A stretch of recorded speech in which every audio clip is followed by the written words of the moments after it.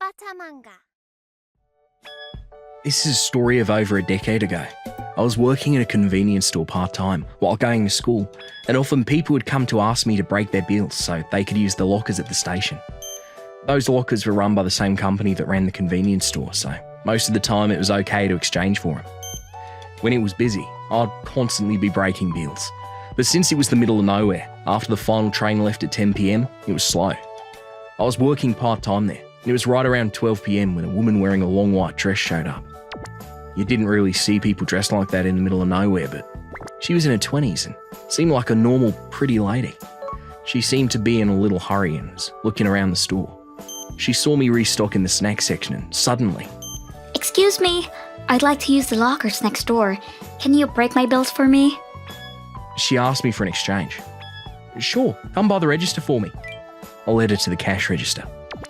She asked me to break a 10, so I gave her a $5 bill and $5 in quarters back to her. I kind of have a lot of stuff. Can you make it all quarters, please? I was surprised at how much stuff she was planning to stuff into the lockers. I didn't think it was insane though, so I exchanged it for her. By the way, you can use the lockers for $1 every day, but every time you extend another day, you had to pay another $1. We'd often get complaints about how they put their stuff in at 9 AM, and when they came to pick it up at 8 AM the next morning, they had to pay extra. It was because we didn't mean 24 hours of use. We used the date to measure the time. It seems to be different from service to service, but our locker cutoff was 1 AM. That meant that if you put your stuff in at 11 PM and came back at 7 AM the next morning, you'd still have to pay for 2 days' worth. We had warning signs and everything. That meant that if the woman put the stuff in the locker right now, at 12 AM, then in an hour she'd have to pay an extra $1. I thought that was a little crummy, so I explained it to her. About the coin lockers, but then I'm in a hurry, so... she pretended to understand and returned to the car that was parked out front. I was kind of curious at this point, so I went outside to look at her pulling out something big from the back of the car and take into the lockers. About an hour later, she came back into the store and bought a lot of ice, and she asked me to break another 10.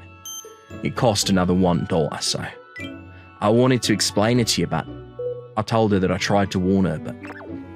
It's fine. I'm in a hurry, so... Bye.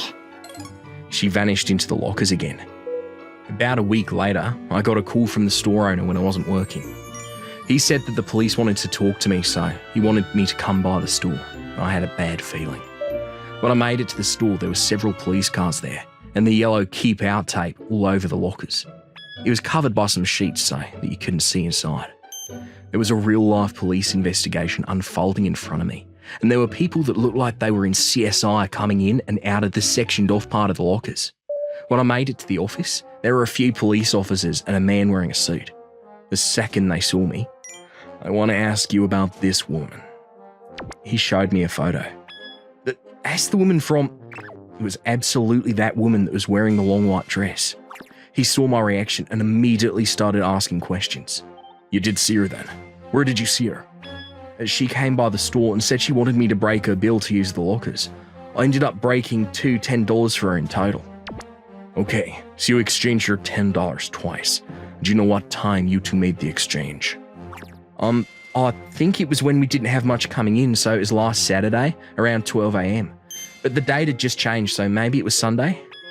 The store manager listened to me and started punching in the date on the computer. He pulled up the security camera's feed.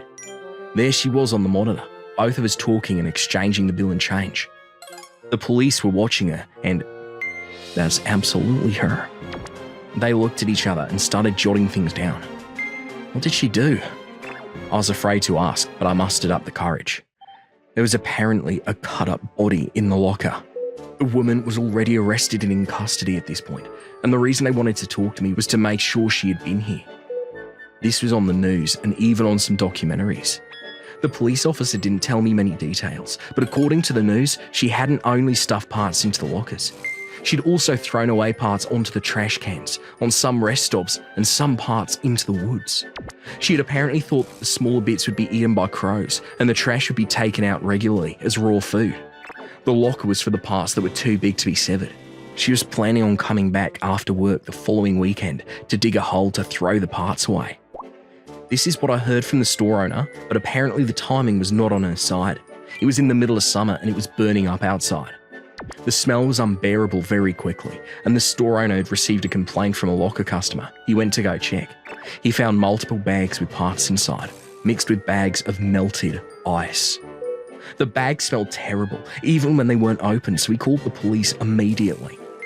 The police showed up to open the bags, and the store manager couldn't help but vomit after smelling the bags being opened. Even a few months after that, the store manager said he could still smell the stench burned into his nose. It must have been a truly wretched stench. The woman was arrested shortly after the locker was opened. Her motive was because she hadn't been able to work things out with her boyfriend. After killing her boyfriend, she cut him up in the bathtub. She had put him in several layers of bags and kept him on ice to prevent him from rotting. A week or so later, the sheets were removed and the lockers were replaced. The lockers were open for service again. Of course, the amount of people using the lockers dropped to almost nil. About a year later, the lockers shut down. I kept working at that convenience store even after the incident. However, I started to go by those lockers at night to throw away the trash. There are lights, but it's dim, and that makes it even more spooky. I'd often turn around and be terrified. She often showed up in my dreams too, almost killing me. Also, there was a man that was taking a bicycle trip, and he probably didn't know about the incident. He was sleeping under the locker in a sleeping bag, and it hurts. He was clearly having a bad time in his dreams. He was sleeping right next to the locker where the body was. Thank you for watching all the way to the end. What did you think of today's episode? Leave a comment and let me know your thoughts on today's story. And if you enjoyed it, don't forget to like and subscribe.